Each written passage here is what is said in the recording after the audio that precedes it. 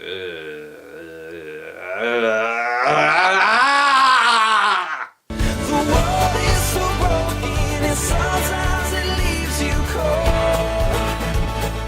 remember in Death Wish 2 when Paul Kersey's daughter jumped out the window, impaling herself on a fence? Want to see the most hateful movie I've watched this year? And I own this shit on Blu-ray! First of all, what fucking building is this? And why is this kid desecrating it with his not sign? God's Not Dead is the breakout Christian movie hit of 2014. A movie so successful that, well, it's why you started seeing more and more of these movies pop up. See, even the critic's quote on the box says, breakout hit. That doesn't say whether or not the reviewer liked it. Even I could say this about the movie. And look, 5 out of 5 from the Dove Foundation. So the movie isn't just good, it's Kirk Cameron Saving Christmas good. The movie is supposedly about a debate between a Christian college student and his atheist philosophy professor. As the back of the box states, let the debate begin. If by debate you mean straw man argument, then I'd say that's a fairly accurate representation. It's a debate so strong, there's about 1 million other subplots in the movie to pad itself out to 1 hour and 52 minutes. Who in the fuck made this movie?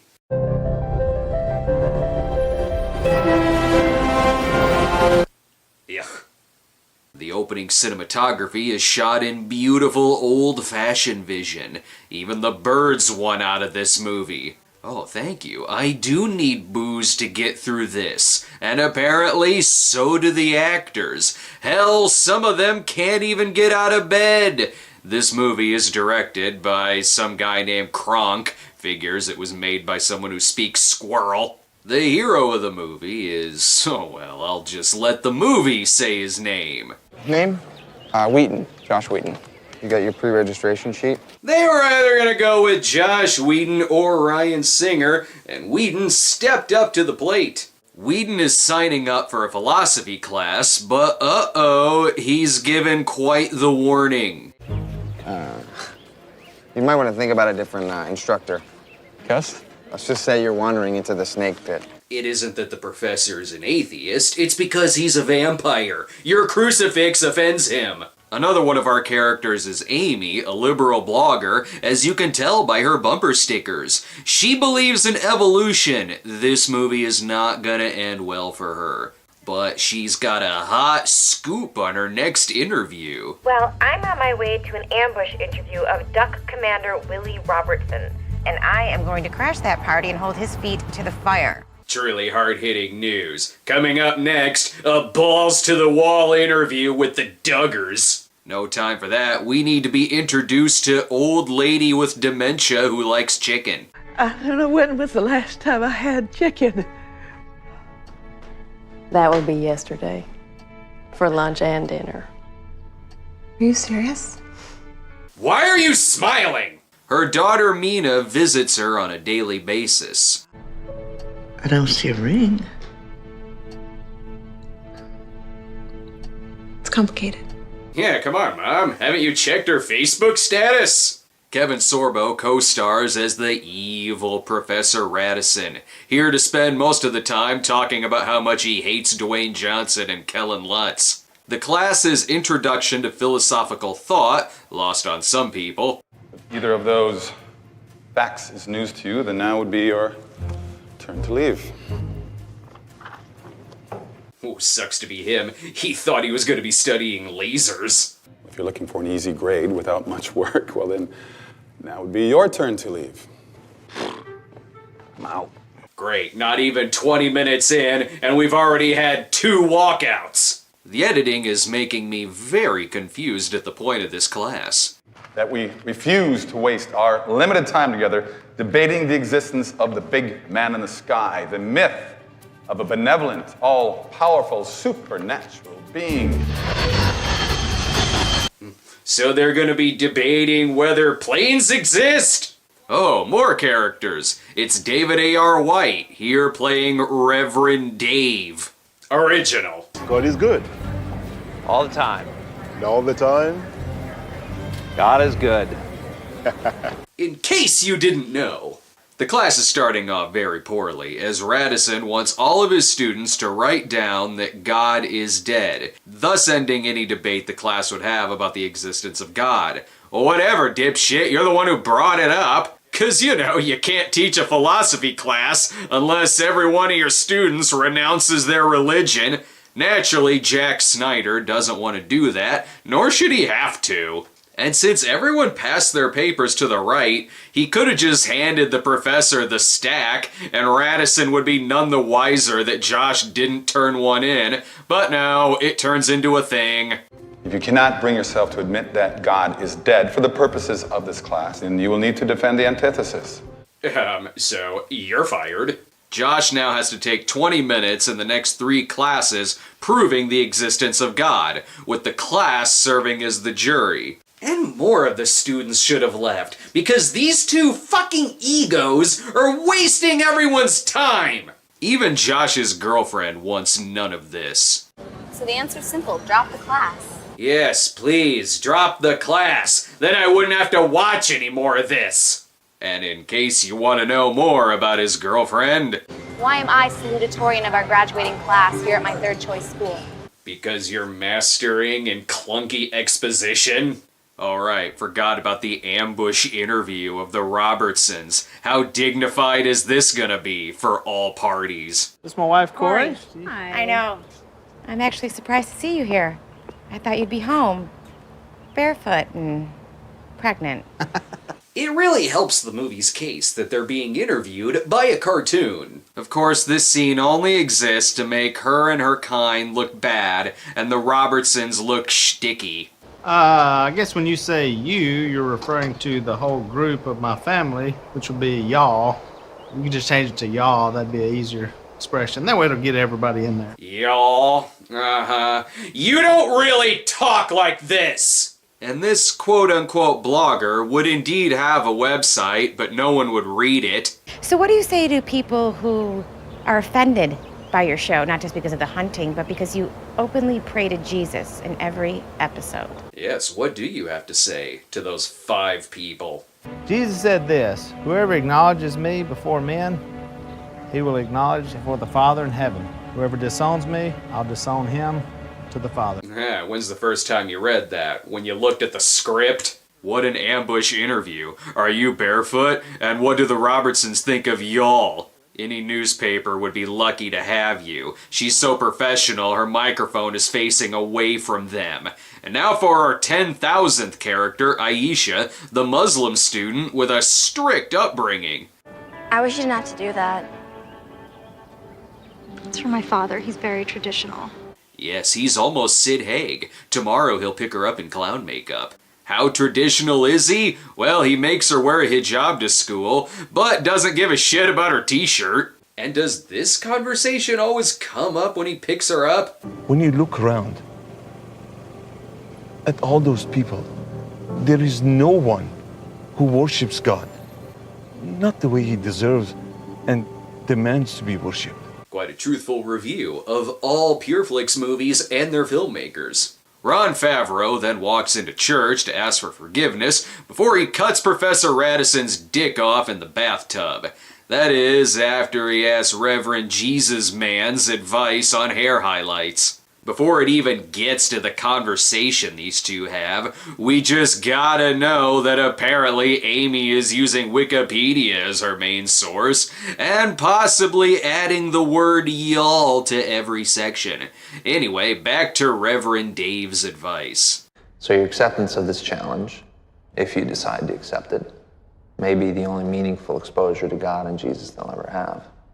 That's sad. I'm sure some of them have seen Oh God, You Devil. Reverend Dave gives him some scripture to read.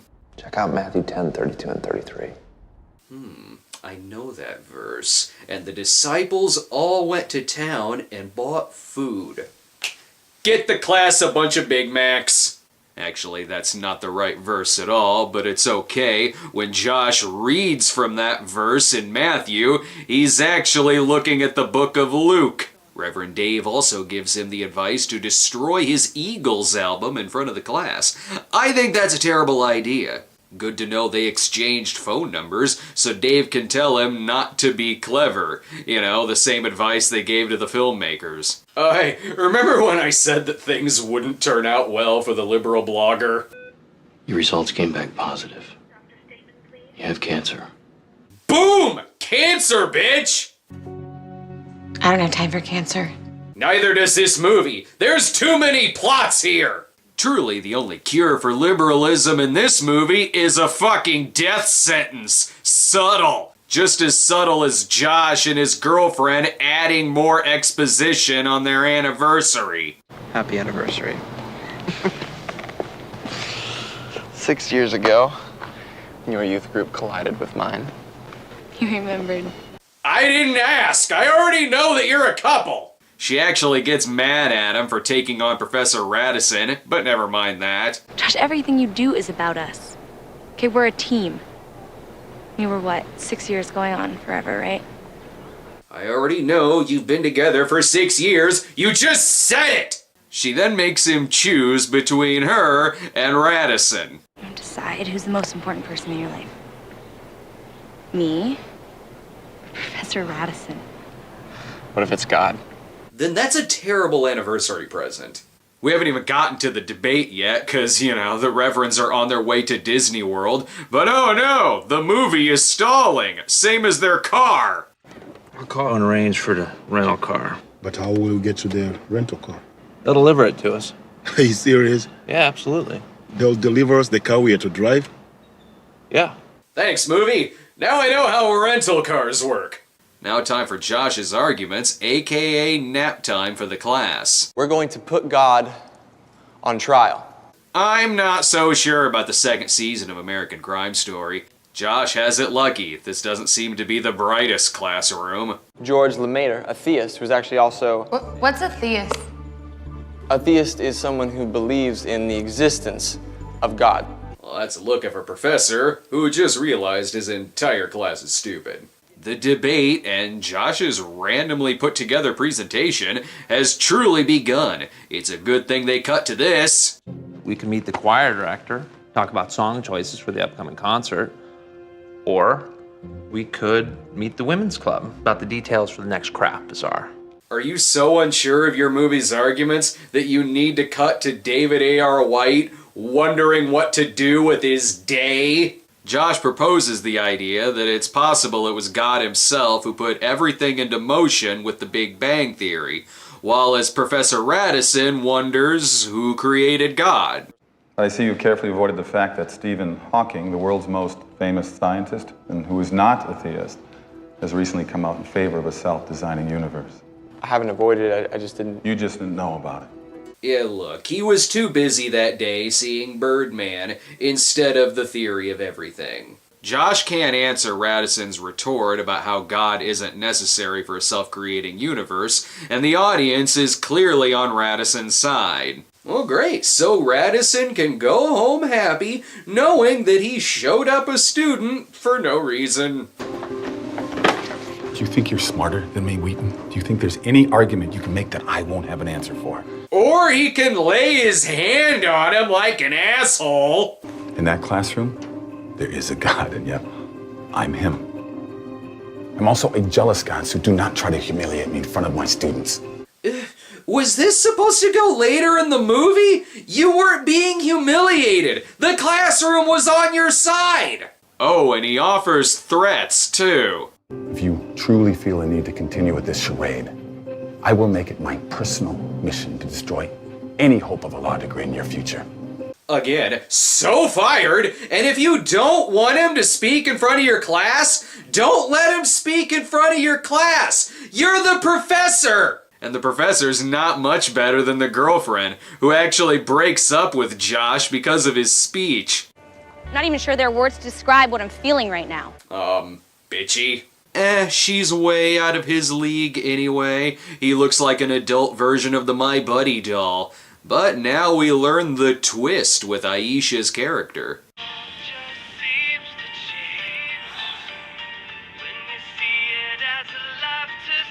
She has shitty taste in music. Actually, she's a closet Christian who listens to her Bible sermons when her parents aren't around. Damn millennials. In my day, we had talking vegetables to read scripture to us. And then sinister music actually starts when her brother Fahid catches her listening to the sermons.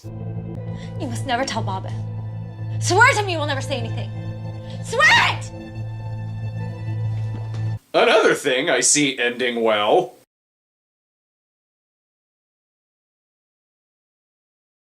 Speaking of sad, Amy meets up with her boyfriend Dean Cain, ace attorney. He's just gotten a promotion, and I'm sure he'll be very sensitive towards her terrible news. I have cancer.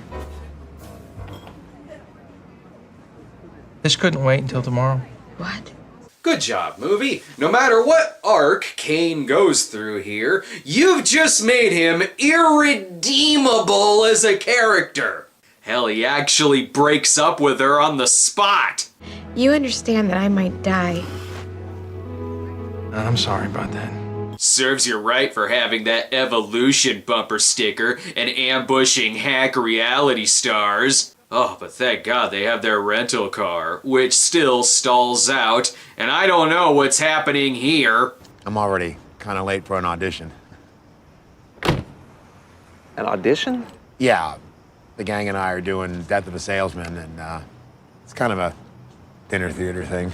I'm glad that I now know the hobbies of the rental car employee, just as I'm glad for this line. Just remember, God is good.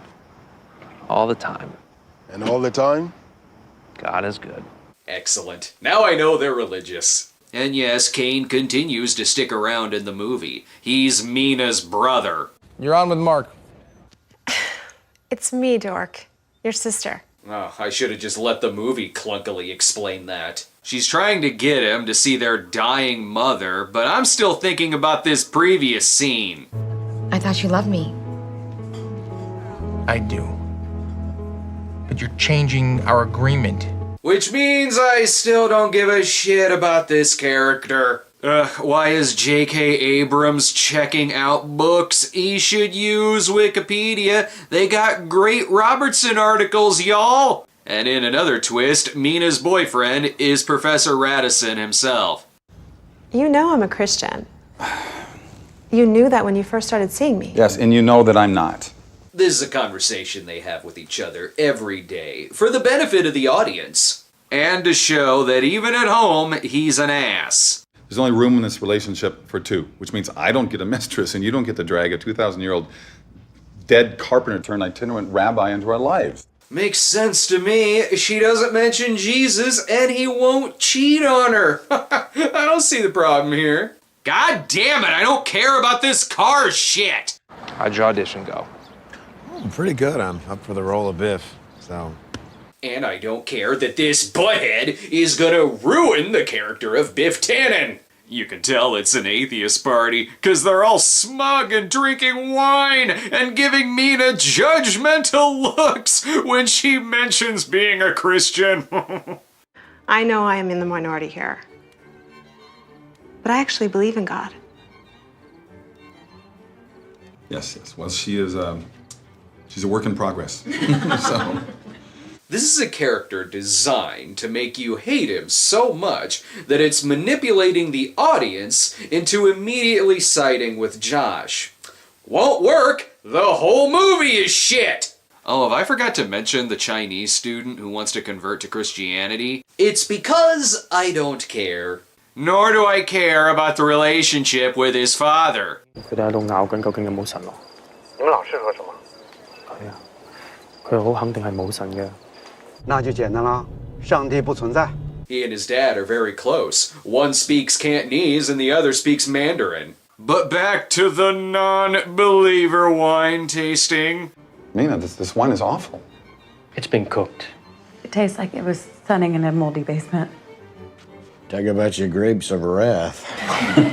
Well, that wouldn't have happened with a fresh glass of clinker brick. You can borrow one of my mini bottles and my copy of Alucarda. Radisson only had to condescend to her and insult her about 20 more times before she leaves the party. He's not going to be happy the next day when Josh talks about how Stephen Hawking says the universe created itself because it needed to create itself, and the retort is a quote simply calling it nonsense. Then he tries to battle Radisson by saying Hawking also stated that philosophy is dead.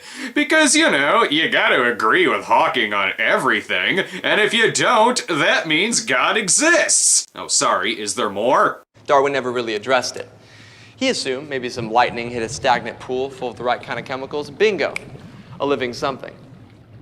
But it's just not that simple. Well, simple enough for his response to be just quoting the Bible in a movie so simple that cancer cures atheism.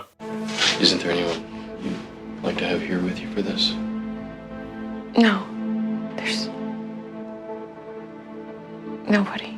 She has politics that don't line up with the filmmakers. Therefore, she has no friends.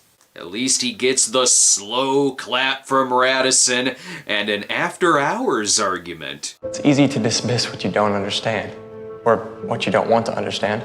Your whole argument is based on stuff you don't understand, like evolution! And of course, there has to be a tragic reason why Radisson's an atheist. When a 12-year-old watches his mother dying of cancer, it's only natural to beg God for her life. Oh, he can't simply just be a non-believer? You will find the most committed atheists were once Christians, but we took the blinders off. We saw the world for what it truly is.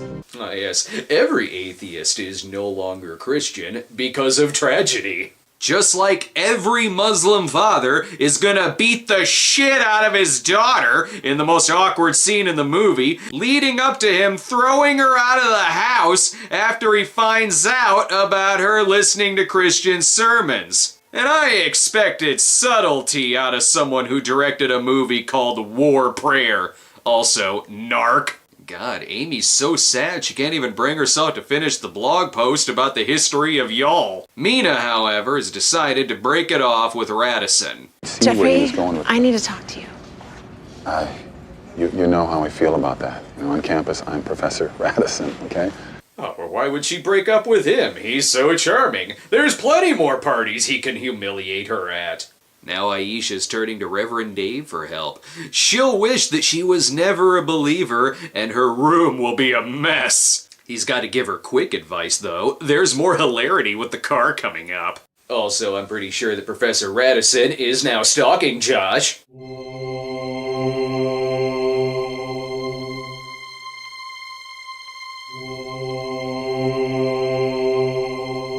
Once again, the creepy music comes through on these movies. Not that it needs music to be creepy. Letting you speak in front of my classroom and spew your propaganda. Well, today, we're gonna change things up a bit. And again, it's your class! You can stop this anytime you want! It would put a stop to Josh's bullshit argument. Now, it's been said that evil is atheism's most potent weapon against the Christian faith, and it is. If God is all good, and God is all powerful, why does he allow evil to exist? Not true. Bad things would happen regardless of a higher power. Professor Radisson, who's clearly an atheist, doesn't believe in moral absolutes. I'm betting that if I manage to get an A in the exam by cheating, he'll suddenly start sounding like a Christian, insisting it's wrong to cheat, that I should have known that. Yep, if you think cheating is wrong, then that means God exists. The crux of the argument is that it would basically be the purge if God didn't exist. So you're saying that we need a God to be moral, that a moral atheist is an impossibility? No, but with no God, there's no real reason to be moral. No, it's because we all need to exist in a functioning society, and we're not all psychopaths. But again, Radisson can't simply just be a non-believer. He actually is a believer and just hates God. Why do you hate God? Because he took everything away from me. Yes, I hate God. All I have for him is hate. Hear that, atheists? Why do you hate God? I mean, come on! Guillermo del Toro says you're scientifically wrong! You've seen the science in the arguments. Science supports his existence. You know the truth. The movie isn't going to get into that science because the class is already converted and is standing up to show that they believe. Except for this one guy, he's still not convinced. But this kid definitely is. Your decision to prove God is not dead has affected me greatly. Yeah, I mean, look at his erection. Back to the real plot of the movie. Will their fucking car start so they can go to Disney World? Unbelievable. No. Faith. No. Auto mechanics. Oh, good. Dean Cain goes to see his mother for some redemption. Why do I hate him again? We had fun. You were my hot young girlfriend with the chic job. I was your upwardly mobile, charming, successful boyfriend. Alright, it's because he's a sniveling asshole and I don't give a shit if he's sad. Everything comes together at the biggest Hastings store I've ever seen. This is great advice for every liberal blogger who has cancer. Go backstage and pray with the newsboys at a concert that every character in the movie has tickets for. Let her know that she's loved. And more importantly, that she is loved by you, the master of the universe. So He-Man is gonna cure her cancer? I believe it. Well, I'm open-minded. Maybe this band won't be so bad. Sucks! Radisson is even having a change of heart as he races to the concert to meet up with Mina and apologize. Looks like this will have a happy ending.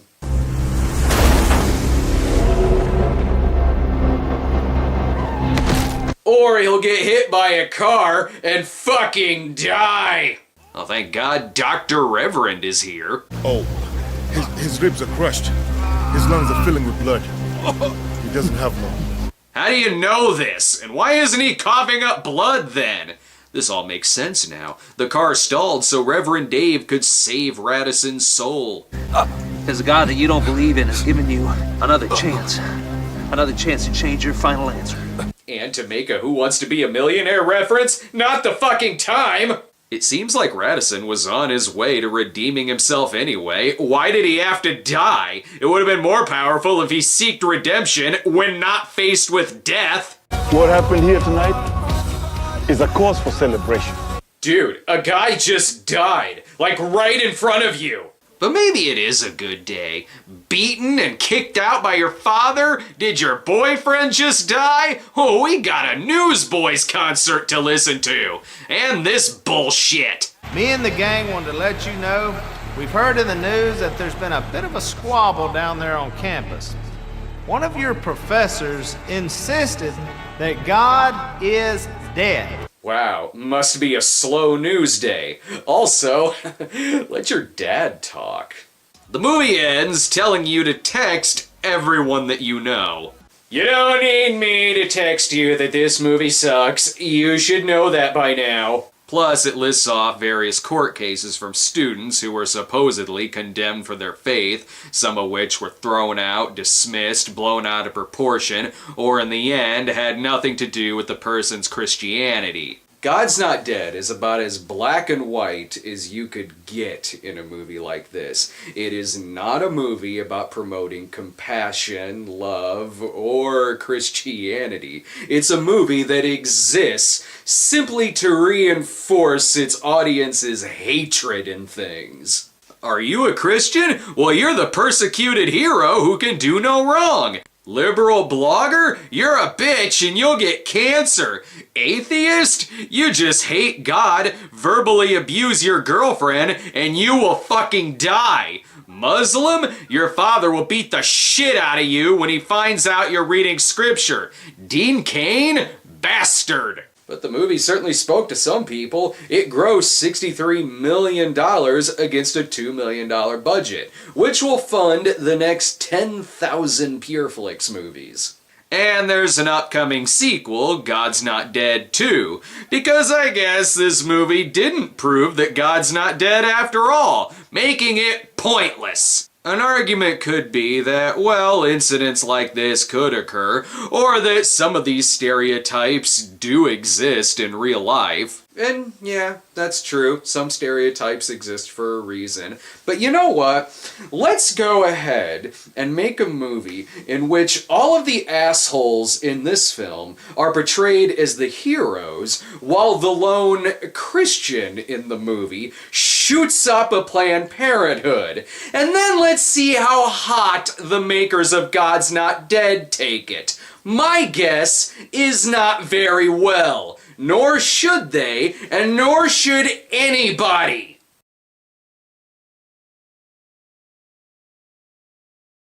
Mr. Dawkins and Mr. Chomsky are still very much alive. Mr. G-Dog to rock trigger. Mr. G-Dog. What the fuck? I thought the first movie already proved God's not dead. Why in the hell do we need a second film? This is the biggest lie I've seen since The Last Exorcism and The Last Exorcism Part 2. Then again, the first God's Not Dead brought in $62 million against a $2 million budget, so might as well prove God's not dead for a second time. More money! In case you don't remember the first film, a Christian student defended his faith against an abusive atheist professor who only hated God because of his mother's death. And after his come to Jesus moment, he was struck by a car and killed, leading the rest of the cast to rock out to some Newsboys. Classy. In the second film, a teacher is put on trial because she mentioned Jesus in her classroom. Phew, for a second, I thought this was gonna turn out to be one of them persecution complex movies. Why the hell am I even talking about this? I thought this movie was already reviewed by a couple of people sitting in a car. Now then, Dr. Jones, do you understand why you should be using that mouth for praying in schools instead of using foul language that takes the name of the Lord in vain?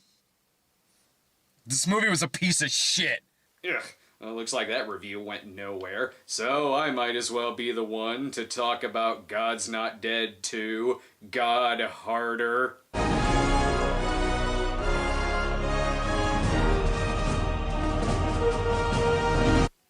Why?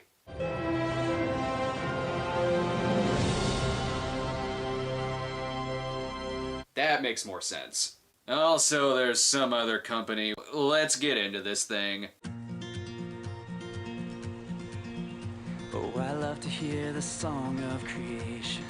Sometimes you can just tell right away that, yep, it's a PureFlix movie. Here's hoping this is a better Kronk sequel than Kronk's New Groove. God, it's great being a white Christian American. Yes, don't worry, audience. You goddamn right this is fucking America. Put that flag behind the title. We don't want our audience thinking some pussy commie bastard took over the making of our God movies. There's some returning characters this time around, including Chinese Christian, Cancer Liberal, and fuck yeah, David A.R. White as Pastor Dave. Forever, symphony of praise. He's gonna be the best part of this movie, isn't he? I'm running late. I'm glad the sequel turned him into Martin Short from Pure Luck. I don't know why they did it, but I'm glad. Pat Boone looks like he needs something to do. I wonder if there's any new SNL sketches he can complain about. One of our new leads is high school student Brooke Vaughn Parents Just Don't Understand. Wait, is her friend that Sadie Duck Dynasty girl from I'm Not Ashamed? I know it sounds crazy and it's really hard to explain, but it's about truly living a life for Jesus. And when you do that, you'll have this sense of peace. Oscar-worthy. Melissa Joan Hart plays Grace. Of course her name is Grace. This would be a much different movie if her name was Altar of Satan. And I guess she takes care of poor Pat Boone while Debbie's away on tour. Honey, you know I'm not going to be around here forever. And you might want to start thinking about some other guy you want to have breakfast with. Oh, please tell me they're not banging. I get enough of that from the John Derek movies. Grace is a high school history teacher, just hanging out with her fellow teachers. Hey, what do you call a teacher with no students? Unemployed. I got it. How about ecstatic? You're both right. Retired. Oh, they have fun. Just don't mention Jesus. And holy shit, it's Reverend Jude returning. You're back.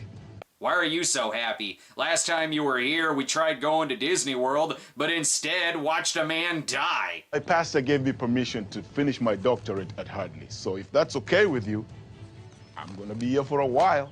In other words, we needed an excuse to bring you back for the sequel. I can't complain. I would watch a sitcom about these two. Grace notices right away that Brooke isn't quite into her racing across the room quiz game. But no time to address that sadness. Amy Ryan, cancer liberal, is very nervous that this sequel will give her faith aids. Brooke is saddened over the loss of her brother, and she worries she'll never see him again after death. Grace offers her words of encouragement. You never let anything get to you. How do you do that? Jesus. Yes, I as well follow the teachings of Jesus. Nobody fucks with the Jesus. If you fuck with the Jesus, you'll get a shitty Pureflix movie made out of it. But Amy is not only still alive, but her cancer is completely gone. My cancer's gone. Oh my goodness. That's incredible. You're reacting to that as if she just won $5 from a scratch-off. I gotta hand it to the newsboys. Most bands don't keep in touch with their groupies after the orgy. And please, Grace, don't confide in Pat Boone. Yeah, that's the thing about atheism. It doesn't take away the pain, it just takes away the hope. No one said anything about atheism. Plus, tell me more about how to live life. Movie with a huge persecution complex that needs 2 films to prove God's not dead, as if you yourselves need reassurance. In fact, just talk about anything else but this. Now, how about some more popcorn? With a glycemic index of 100, not a chance. I swear, Grace, if you don't start feeding me better, I'm gonna leave you for a nursing home. Again, please tell me they're not banging. Brooke's dead brother's things are all taken away to charity, which seems like a dick move, but at least they got that Salvation Army advertising in there. I'd complain, but after seeing Rita Repulsa take time out to eat a Krispy Kreme, this seems like nothing. I guess Brooke can keep one thing of her brother's. While I was loading one of the boxes onto the truck, I noticed this, and I thought you might want to keep it. You're not getting a tip. We already have one of these downstairs. Couldn't you have at least left some of my dead brother's toys? But now is the launching point of the movie. Grace mentioning Jesus in the classroom. Isn't that sort of like what Jesus meant when he said that we should love our enemies? Yes. The writer of the Gospel of Matthew records Jesus as saying, "You have heard it said, love your neighbor and hate your enemy." Okay, so she's not preaching or saying one religion is greater than another religion. She was simply answering a question about Jesus and doing so in a historical context. Teachers are allowed to do that. Unfortunately, this is the same angry atheist hotbed that was in God's Club. And I thought it would be a good thing to start out this morning with a moment of silence. So it's phones out and a lot of texting of, "Can you believe this shit?" And where's our hero Josh Whedon from the previous film? My friend Josh Wheaton said you might be able to answer my questions. Josh Whedon isn't in this film. He's hanging out with his friends, George Roddenberry and Steven Spielstein. But Principal Robin Givens is in no mood for this. Her question and my answer both referenced Jesus as it was relevant to the history lesson we were discussing. Again, I'd have to say yes. What were you thinking, Grace? She's thinking that what she did was perfectly legal and any idiot would know this. Principal Givens even goes so far as to prohibit Brooke from ever coming in contact with Grace. So angry atheist teacher tries keeping kids from Grace. Subtle as a flogging. Grace meets with her lawyer, Tom Endler, played by Jesse Metcalf, who found a project more far-fetched than Passions. Your kind of case makes everybody uncomfortable. School boards, teachers, parents. Makes them feel yucky. Listen to your lawyer. What you did will get you 20 years in prison in the Pureflix verse. Oh, thank God. Please give me a legitimate laugh, Reverend Dave and Jude. Always be ready to give answer as to why you believe and the reason for your hope. 1 Peter chapter 3, verse 15. Oh yeah? Well, Matthew 4, verse 9. I don't know what that is, but I'm sure 1,000 people are gonna tell me. The evil school board, led by Ivan Movie Nazi Hair, wants her to apologize, which she refuses to do. I'm on Grace's side. Let them fire her so she can sue them for wrongful termination. Granted, that's not why she doesn't want to apologize, but it'd be why anyone in the real world wouldn't want to. I would rather stand with God and be judged by the world than stand with the world and be judged by God. Genocide is still a thing. God doesn't care what you say to a school board. But unfortunately, those heathen ACLU bastards are gonna step in. Are you sure? Trust me, they've been dreaming of a case like this. They've been dreaming for a case that they'd lose? The ACLU prosecutor is Ray Wise, filmed in a way that suggests he is actually playing the devil. The devil who desperately wants Brooke to rat against her teacher. We're going to prove once and for all that God is dead. What? Why? The existence of God doesn't change the laws. Plus, I'm pretty sure Kevin Sorbo's sacrifice already proved that God's not dead. The random text from strangers told me so. Oh, and by the way, it's pretty easy to research several cases in which the ACLU has come to the defense of Christians, including defending a Christian student's rights to read their Bible in a public school. But you're probably gonna leave out those little tidbits, aren't ya? Now, if you'll sign away your daughter's soul to the devil... yes, yes, delicious souls. At least I'm not the only one who's asking why. Why are they doing this? They want to make an example of you. Because the movie and its audience need a fake enemy. This leads to a school protest because you know how much we want to silence Christianity. Idiot. Hey, shut up, loser. At least she's standing for something. Yeah, shut up, loser! Believe in Jesus. Reverend Dave gets a jury summons and asked to go through jury training, which means shenanigans. Shouldn't you be paying attention? Please remember, consumption of alcoholic beverages, non-prescription drugs, and weapons are prohibited in the courtroom. I'm kind of in love with Christian Turk and Christian JD. Let the stupid people's court begin. Seriously, Looney Tunes has a less devilish court than this. But this is one judge who ain't afraid of no atheists. Time to pick that jury. What is your favorite TV show? Duck Dynasty. Your Honor, if we could remove the juror on the grounds of having shitty taste. And is anyone gonna mention the end times going on outside? Anyway, back to jury selection. We'd like to challenge for cause. Why is that? Oh, Your Honor, the man's an ordained minister. Need I say more? I'm gonna allow to keep him on the grounds of... look, we gotta merge these two plot lines somehow. Careful though, Judge Stennis is a bigger hard ass than his adopted brother, Counselor Stennis. Oh right, the now cured cancer liberal. She's still in this, why? But now that I'm officially in remission, I find myself questioning everything. Quick, give her polio so she can be a believer again. And why is Martin Yip still in this as well? Well, I've been studying the Beatitudes. They're very hard. One might say impossible to follow completely. I don't care. Say no more Yankee my wanky. That'd be no more stereotypical than this guy. You know what hate is, Tom? I'm not talking about the fairy tale stuff. I mean real hate. I hate what people like your clients stand for. Then perhaps no one should tell you about your ACLU colleagues who still continue to defend Christians. A classroom mock court is more respectable than this. Prosecutor Beelzebub tries saying that clearly she was preaching because she knew exactly what book of the Bible to reference. Or it just means she's a history teacher. I think this movie may be getting overdramatic.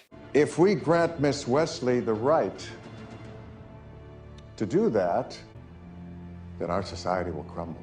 No, reality television has led our society to crumble.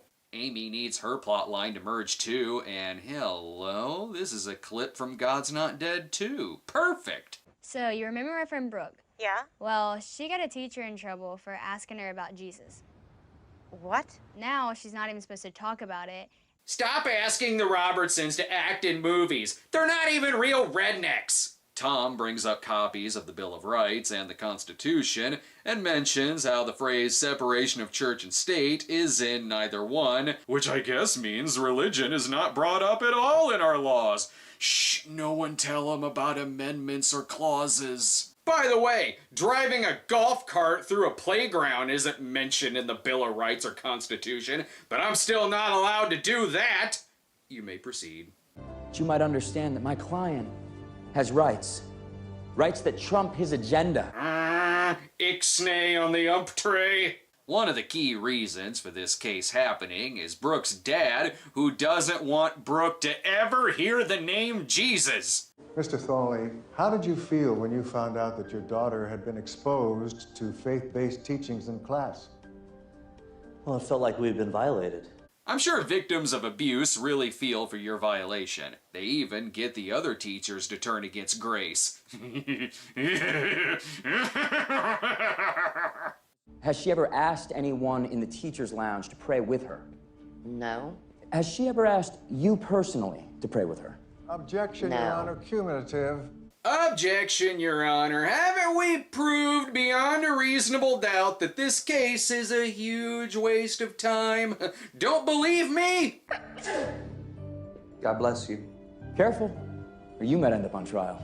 Mr. Endler. No, we won't. That'll never happen. Stop trying to put irrational fear into your already fragile victim complex audience. Now let's get the principal on the stand. Can you tell me the full name of the high school over which you preside?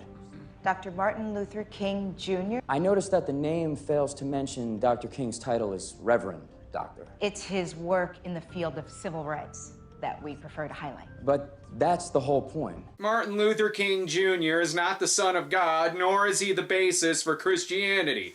But please, continue explaining Martin Luther King to Robin Givens. Guy from John Tucker Must Die. What say you, Prosecutor Satan?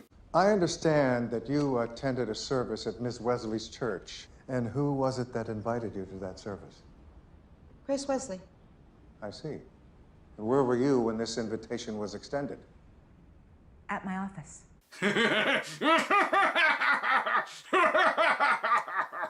Two adult teachers can exchange religious info with each other for non-curricular activities. Why is this case still happening? I guess it gives Amy a story because there's nothing else going on in the world.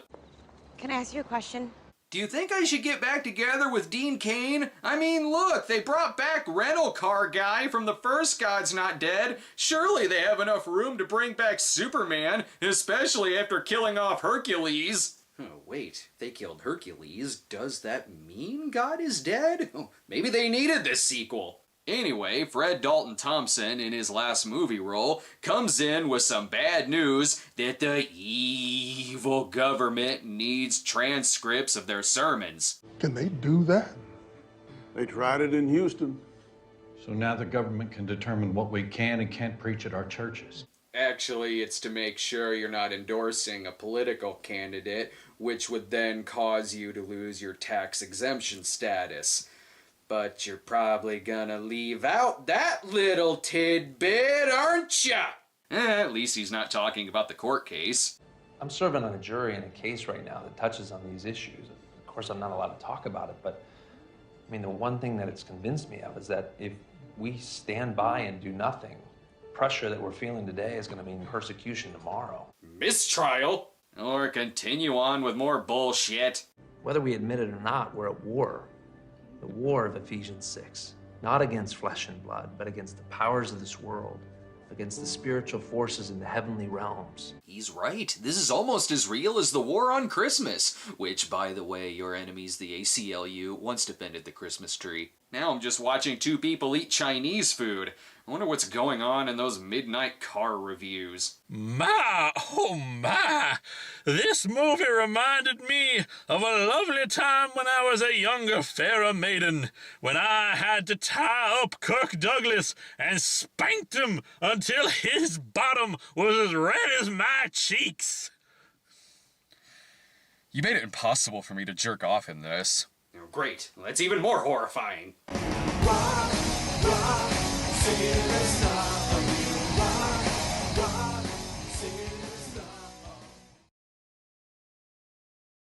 Holy shit, evil atheist Chinese dad is back, and they've learned to both speak the same language this time around, no matter how dramatic it gets. 你可把你家人的脸都给丢光了。你觉得你这样做很有道理，是不是？你不觉得这样很愚蠢吗？ Ah, don't worry. I'm sure this scene isn't gonna go full jazz singer. 放肆！从今以后，我没有你这个儿子。 Holy shit, the movie just went full jazz singer.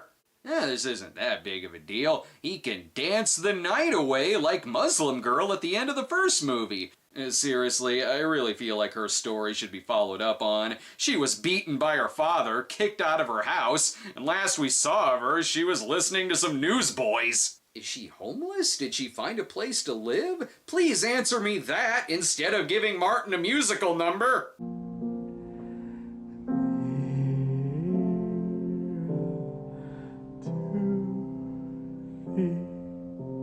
Monster Christian ballads! Tom, meanwhile, is very stressed. He needs to figure out a way to get someone on the stand to scream this out. Yes, they deserve to die, and I hope they burn in hell! But they do come up with a good path for victory. I mean, in my classroom, I didn't talk about Jesus as my Lord and Savior. You know, all I did was comment on quotations attributed to Jesus the man. There was nothing wrong with the context. And any rule saying that you can talk about any historic figure that ever existed except Jesus is discriminatory. It took you this long to figure that shit out? You can already talk about Jesus in a historical context. You're a shitty lawyer. Oh, hey, more plot lines to link up. Sharing one's favorite family, especially not knowing how they will react, can be difficult. If you think coming out as a Christian is hard, try coming out as gay in the Pure Flix verse. Anyway, on with proving Jesus as a historical figure. My name is Lee Strobel. I'm a professor of Christian thought at Houston Baptist University and the author of more than 20 books about Christianity, including The Case for Christ. Coming soon from Pure Flix Productions. I thought I was watching this movie without ads. Why am I getting a book commercial? Sexy Bruce Payne from Dungeons & Dragons is very interested. Strobel is here to prove the existence of Jesus, which isn't what this case is about. The prosecution is saying that she preached to her class. And if she did, Jesus existing doesn't mean you can preach a sermon during class hours. Plenty of religious saviors, messiahs, prophets, or whatever existed. And damn it, Pastor Dave, shouldn't you still be on the jury? That's it? Those are your entire sermons for the past 120 days? No, that's a letter that I wrote explaining why I'm not going to hand them in. Okay, so you're giving up your tax exemption then? You know the old saying, the squeaky wheel gets the grease, don't you? I have another saying. A nail that sticks up gets hammered down. What sad fucking world does someone have to be living in order to buy into this shit? Look at this, even David A.R. White's organs are trying to tap out. It's too much even for them. Amy Ryan is on Grace's side as she's giving an interview from her hibernation pod chamber. What the hell? But seriously, why are Pastor Dave's organs trying to rapture? Caleb, call paramedics. Well, if that ain't a sign God's not a Pure Flix fan. The ACLU is not made up of sociopaths set out to destroy Christianity. Stop it! Speaking of, the angry atheist stereotypes have gathered outside to scream complete gibberish and look like they're one scowl away from breathing fire down the poor persecuted Christians' throats. Try this scene out with some fire. You can really taste the straw. And yes, they bring in a DNA expert. Totally called for. Yes, I applied my expertise to the death of Jesus at the hands of the Romans, and I actually looked at the Gospels as I would any other set of forensic statements. Yes, that's nice. You're still not allowed to preach in a classroom. How about that, Mr. Fung? Now, if you'll excuse me, our witness needs to get back to hosting Celebrity Rehab. I suppose court is adjourned for the day. Cue dramatic entrance. She didn't do anything wrong. She was just trying to help me. Brock! Order! I'll have order! Young lady, your youth is no excuse for disturbing the sanctity of this court. Ugh. Even Patch Adams with a group of cancer kids with clown noses is telling you to tone it the fuck down. Brooke has to beg to be put on the stand, which is weird, given she's a witness to the very incident that started this wave of bullshit. I'm sure Brooke will save the day. You mean to say that there were other moments in which she talked to you about her faith? Yes, but it was outside of school and it was only one time. Move to strike. Oops. Oh, well, she still wasn't preaching in the classroom. She was still just answering a question. Why is this over 2 hours? Why didn't you tell me about this? You didn't ask, and I didn't think it mattered. He doesn't need to be privy to relevant information. He's only your lawyer trying to save your career. They're reacting as if their puppy is going to spend the rest of its life behind bars. Remember, stay optimistic. We're gonna lose this case. Shittiest lawyer ever! Grace is saddened she can't feel Jesus' presence, despite Pat Boone becoming mummified before her very eyes. But have no fear, plenty of people have an absurd amount of free time in this town. Hello, Lambda, we're the Pies, and we're here to say we think you are special guys. We got dates. Imagine what they would do if they found out what actual persecution was. Where the fuck do these people get this bullshit from? First of all, this trial took an unexpected turn when Wesley's counsel decided they'd try to prove the existence of Jesus. Tell me more about tolerance, guy who fucks chicken sandwiches to keep the gay away. The bigger the case gets, the more angry psychopaths scream gibberish at our heroes. So loud, obnoxious, and ill-informed, it's an excellent impression of an anti-Planned Parenthood protest. Tom arrives to court in a suit this time because god damn he's gonna get his I hope they burn in hell moment. Tell us, Grace, under penalty of perjury, what was the question that God presented to you personally that night on campus? Answer the question! He asked, "Who do you say that I am?" Yawn. I give it 2 Samuel L's out of 10 Jacksons. But this is where the reverse psychology comes in. I say she's innocent of all wrongdoing, but I'm asking the jury to find against her anyway. I mean, let's face it, she has the audacity to believe not only that there is a God, but that she has a personal relationship with him. I understand the need for reverse psychology here. The movie does assume its audience have the minds of children. Seriously, the Scott Bakula dog lawyer movie is a better example of our justice system, not this grandstanding bullshit. If we're going to insist that a Christian's right to believe is subordinate to all other rights, then it's not a right. Somebody is always going to be offended. That's nice. You still can't preach in a classroom. Which, again, is not what she did. Maybe he just needed to save his own soul patch. God, they are gonna have some amazing anger sex tonight.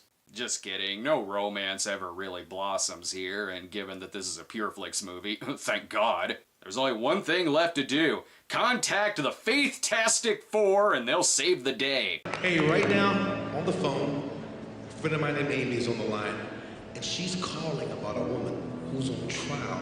Why do you keep your phone on during your concert? Naturally, Grace is found not guilty because the budget couldn't afford an electric chair if she lost. She's even made friends with the jury.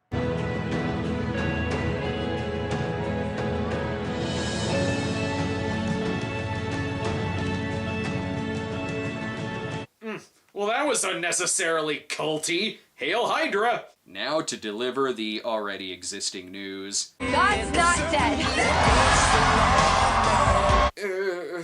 First of all, that's not what this case was about. And second of all, what if she lost? Would that have meant God is dead? Would you have all converted to atheism?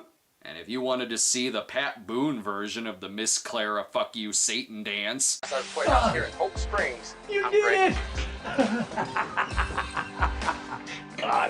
Good! And then he died.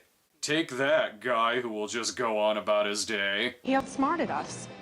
He played our role in attacking Wesley. He made the jury hate everyone but her. Not to mention, you proved the existence of Jesus Christ. He proved it by interviewing people who were there to promote their already existing books. Yeah, okay. You thinking what I'm thinking? Concert? Concert! My God's not dead, he's surely alive. He's living on the inside, growing like a light. You couldn't have come up with a new song!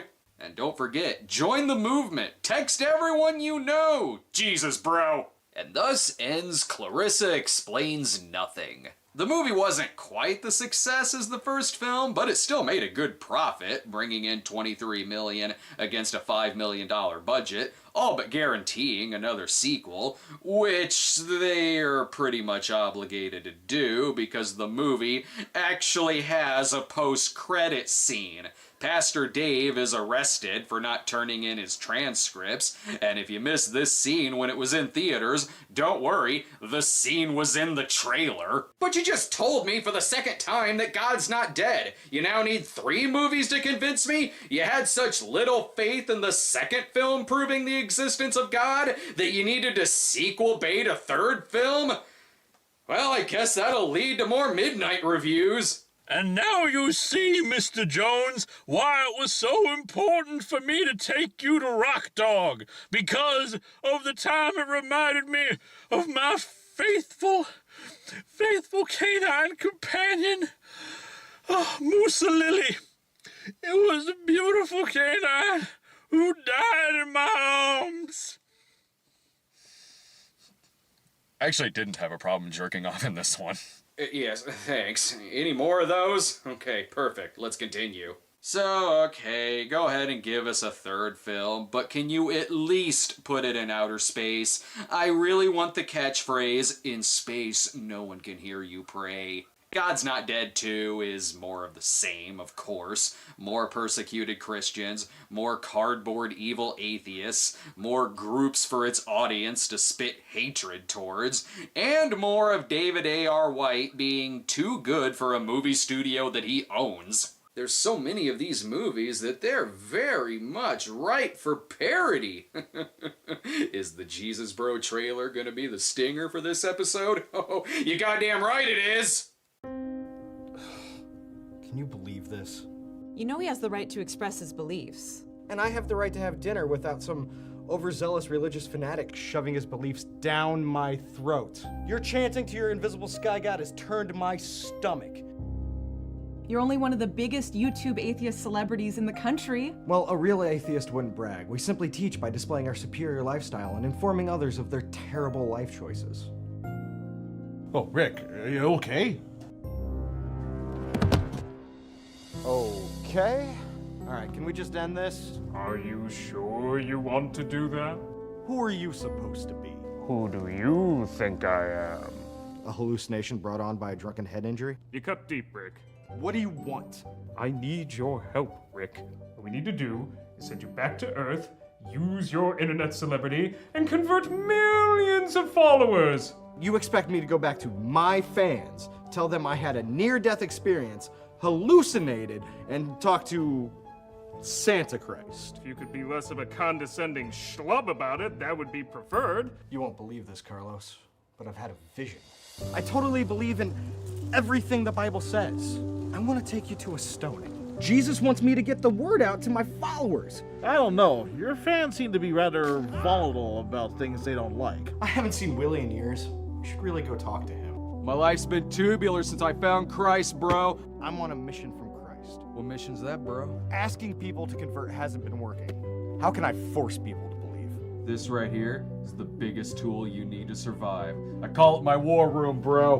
Rick, your story has everything. My company wants to turn your life story into a movie. Yeah, but people mostly watch me out of fear. Religious movies are very in right now. We're thinking of calling the movie Do You Believe the Identical is Too Old-Fashioned to Prove God's Not Dead? That sounds like a spoof title. Who could possibly make fun of that?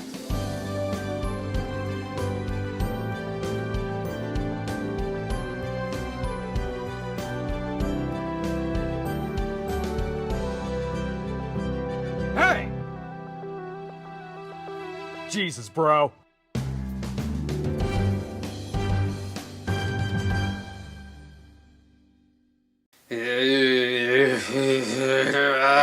This one's not as bad.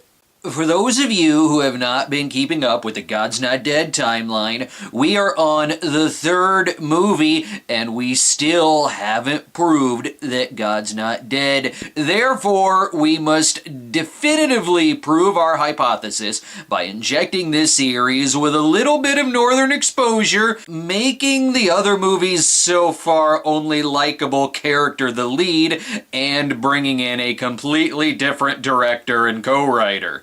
Seriously, God's Not Dead 1 and 2 director Harold Kronk is replaced by director John Gunn under the alias Michael Mason. Gunn had previously directed PureFlix's The Case for Christ, and regardless of what you think of that film, it's certainly a movie that knows character arcs and people better than the previous God's Not Dead movies. While the persecution complex of the other films is still here, of course, the movie almost feels like a challenge given to a more talented writer to see if they can make something of what they were given with the previous movies. Certain supporting characters like liberal cancer blogger and Christian exchange student disowned by evil atheist dad are now gone, which greatly reduces the multiple storylines of the other films into a much more focused movie. It even quickly wraps up the cliffhanger of God's Not Dead 2, which ended with Reverend Dave, played by David A.R. White, being arrested for not turning over his sermon transcripts. We see the ending again in this movie, and this is the last that we see or hear about Chinese student Martin Yip. Which means his father probably killed him. So the church transcripts needed to be turned over to make sure they weren't using their sermons as a political platform. That way they could keep their tax-exempt status. Free speech issue, totally. Historic landmark that has served this community for over a century. And now they want the church gone. This is what our country has come to. Yep, that's me. You're probably wondering how I ended up in this situation. No, I'm not. But you're probably gonna tell me anyway, aren't you? Never mind, the court releases the transcript mandate and Dave is free to go. What a cliffhanger! It was all resolved before the opening credits! Possibly because the new director felt like it was a good idea to not have both sequels be a courtroom drama, and because that plot line would be stupid. Reverend Jude is also back, and Dave even has a love interest. No, not his own personal Jules Winfield. I mean the sexy cafe lady. From last night. Pork chops turned out great. Sure, I could joke here, but nothing's gonna top finding out that Michael Scott produced this one. Now I won't be surprised when Reverend Dave strangles someone with the American flag. Dave's church is still located on a college campus where tension is so heavy that they need armed security guards. I appreciate you all braving the angry mobs and picketers again. But even with all the noise going... If you're laughing it off, your problem probably isn't that bad. But this is a special day. That our very own Jude Umbaye has accepted a permanent position with us here at St. James as my co-pastor. Well, at least the church is now pro-gay marriage. Unfortunately, they hear a noise right on the day of Jude's retirement, the birth of his granddaughter, and the day he won the lottery. That's what the light and darkness is, a man on fire. Oh, right. I guess it should be pointed out that numbers were completely dropped from the titles, so while it's easier to just say God's Not Dead 3, it's really God's Not Dead, A Light in Darkness. That's one way to disassociate yourself from the series, and by saying A Light in Darkness is code for this is the only one that isn't terrible. At least this movie has a way better fire budget than God's Club. Oh, maybe I spoke too soon. Nah, it's still better than God's Club. Gotta get you out of here, Jude, so I can immediately fire the armed security guards. My God, you're speaking in tongues! You're possessed by Satan! Ah, come on, you were all smiles when Sorbo died, saying that today is a good day. And there goes the world's greatest friendship, and we'll never know who caused this.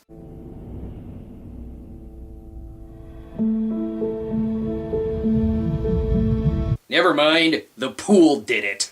Here we meet Keaton. Given the original hero was Josh Whedon, it makes sense Michael Keaton is in this. I'm so tired of all the noise. Everyone yelling. On the news. You're fine. Although her boyfriend, Adam McTeenwolf, is seducing her into atheism. I did my time as a kid, remember? I just got out sooner than you did. Sorry, but I do have to point out another positive thing. Finally, we have an actor who is acting like that cup is full. They're all just a bunch of kids joshing around about the Mandela effect. Like what? Like Curious George used to have a tail, but now he doesn't. What? Used to? Yeah. No, it didn't change. Look it up. People just remember it wrong. Stupid millennials! These conversations are as deep as plywood. Okay. Look, it's science, yo, okay? Quantum physics. Look it up. Do you guys seriously not hear how ridiculous you sound? I feel like most arguments could be ended with, it's science, yo. When Adam outs her as sorta still believing in God, it causes the two of them to break up. It's kinda like the breakup in the first God's Not Dead, only these two are acting like real people, and they really do have a legit reason to be breaking up. Plus, Keaton hears her true calling.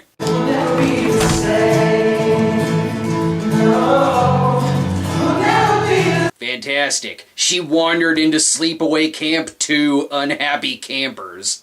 Speaking of Josh Whedon, holy shit, there he is! Kevin Williamson himself! I mean, Whedon. Josh Whedon. Did you know that there's no hyphen in Kit Kat? You mean like Kit Kat the candy bar? I'm glad he came back to the series for this. While this breakup may have felt genuine, it's still a God's Not Dead film, so Adam is so mad about his breakup that he's gonna vandalize the church.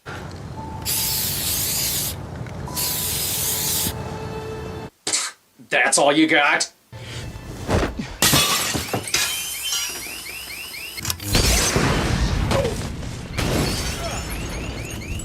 Too far! Too far! By God, it's even worse than I thought. There's a red X on the sign. Wait a minute, Ted McGinley is in this? We've got stars of God's Not Dead, Christmas with a capital C, and All Saints. This is religious movie Avengers. It's even co-written by the writer of The Identical. I see Stan Gable has graduated from president of the Greek Council to president of the entire campus. They even bring in Tatum O'Neal as president of the campus Bad News Bears. She's there to tell him that he should really kick that church off campus. Tom, I think you should be the one to talk to Reverend Dave. Dave is my friend. Yeah, look, kicking the church off of school grounds is way easier than just finding the student who did this. This'll be the right time to tell Dave his friend's funeral. Oh wait, no, bad idea. I'm gonna go have a trophy of beer first. Let him mourn with his friends. Mungu ni mzuri. Wakati. my god, they're speaking in tongues too! It means basically, always God is good. Okay. Shit, I'm racist. Alright, Dave, we want you off of school grounds, but you may be able to win the church back if you win this year's homecoming carnival. We were attacked. We're worried about the school, the welfare of the students. There are a lot of factors here. It really is your fault that the church was set on fire and that your friend is dead. Oh wait, that came out wrong. They want to force him out due to eminent domain laws. This really is a bad week to be Reverend Dave. Yeah, Keaton stopped by the other day. First time I've seen her in 5 months. She's lost.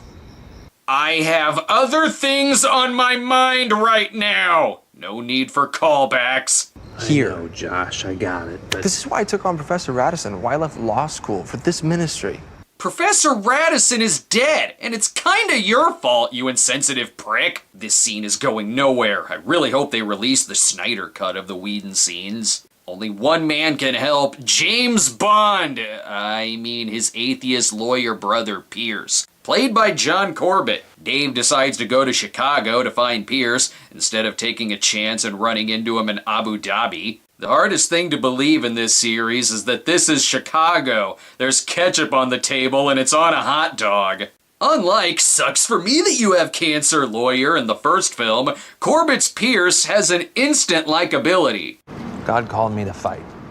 I'm gonna fight. God calls you, you call me. Already, John Corbett is the best thing to ever happen to this series. Sure, Adam tells Keaton the truth that he was in Ginger Dead Man 3, but I want more John Corbett. What'd you do to the tree? What's wrong with it? For one thing, it's dead. While I doubt there will be any more God's Not Dead movies after this. Wow. Got the old man's chair. Allowed to sit in it now?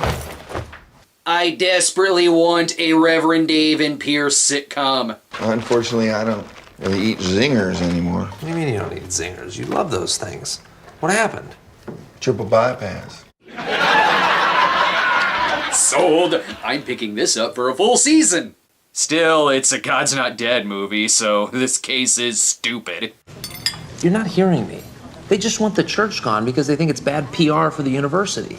I think kicking out a church after an attack is even worse publicity. I know I ask this in all of these movies, but what universe is this?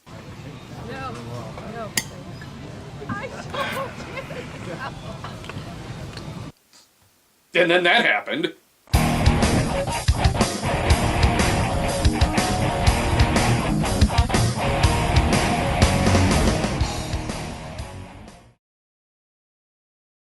We got to investigate this ourselves. Oh my god, the arsonist left his mark. Oh wait, I did that in the 80s. Dean Gable is pressured to offer Dave even more money and begins to wonder, what would Dean Ulick do? I know, we let Reverend Dave and his congregation live in the gym. Even the side story here isn't bad, in that it actually has to do with the main plot, and this isn't a usual evil strawman atheist character. This is someone who actually is going through guilt and remorse. if he does exist, do you think that he would forgive me? I know it's easier to scoff at some of this, but putting myself in this kid's shoes, yeah, I'd probably turn to Jesus. And booze. Definitely booze. But enough about this. More Corbett! Pierce, that's how you painted that. Who cares? It's ugly. I'm giving this show a second season order. They got a full day ahead of them. Dave has to hold an emergency service to stop the bulldozer from randomly flattening their church. But how often do we really take time to read it? Let's start at the top, shall we? In the beginning. Or he's doing a hilarious Andy Kaufman-inspired bit where he just reads the whole Bible to the crowd. They get a cease and desist order just in time.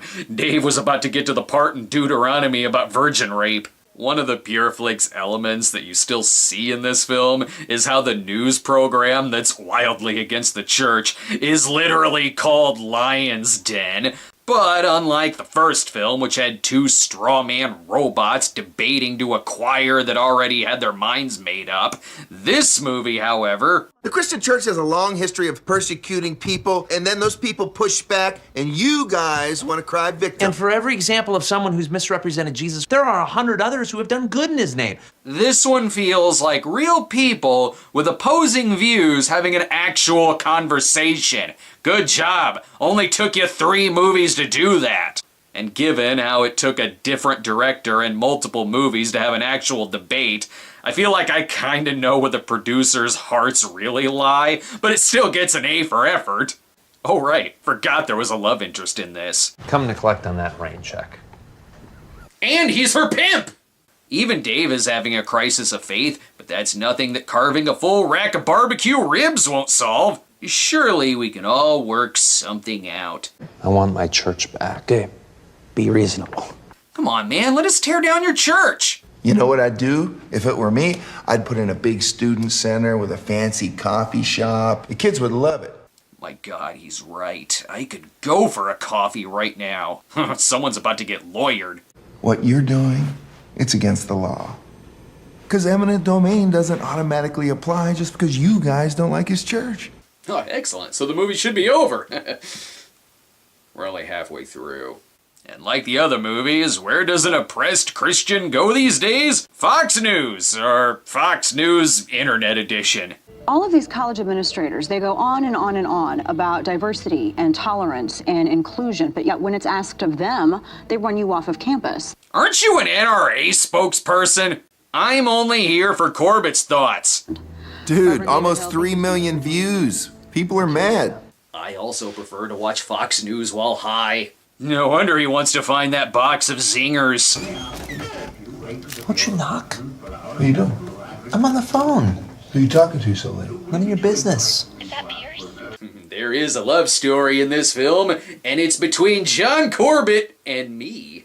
Seriously, forget this law stuff. The movie needs to be about Dave and Pierce cutting down a tree and talking God stuff. What do you think I do for a living?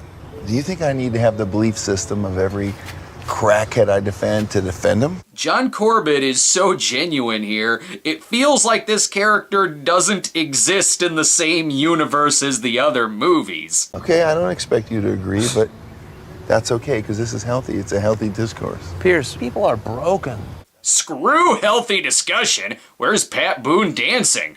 I spoke too soon because there is some more returning characters. The cross is both vertical and horizontal. Vertical is me and God, God and me, my relationship with Christ. The horizontal part, you and I. And they got into John Corbett's weed. I have a feeling this scene won't be as hilarious. It's where we find out exactly why Adam doesn't like church. Do you know why my mom divorced my dad? He used to beat her. They called her a sinner. They said that if she married again, she'd be an adulterer.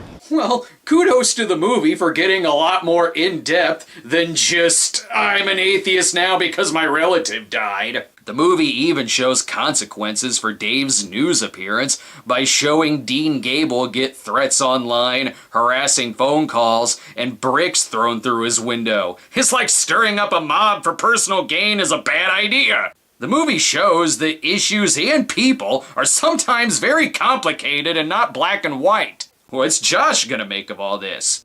Let me ask you this. Do you think that your religious beliefs get in the way of real social change? No, my beliefs are the foundation of change. Oof, Josh isn't used to having an actual discussion about religion, or one as funny either. Let's say grace.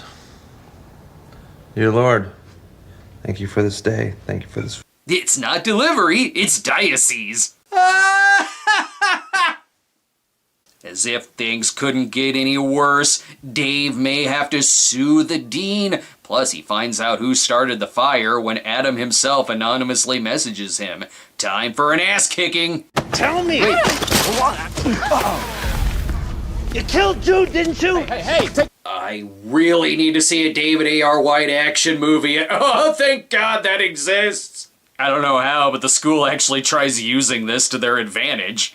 None of this, however, should excuse the actions of Reverend Dave Hill. His outburst has made our position stronger. Yeah, I guess it's all the same thing. Church gets burnt down, Dave is really mad about it. Let's go on Fox. It's fine. Judge, this kid killed somebody. Oh, come on, it was an Can't accident. forget it. Everybody Look, knows the judge that. and jury's going to decide Well, that. speaking of... You are a judge. And since when do you not have an opinion about something? And this is teed up for disaster. It's a sign of the times, isn't it? Everybody's yelling, nobody's listening. True. You should probably cancel your show. Let's get rid of Twitter while we're at it. Dave's anger and his crisis of faith even causes him to lash out at the movie's teddy bear. Where are you going? Oh, I'm walking. You can't. Watch me. Pierce.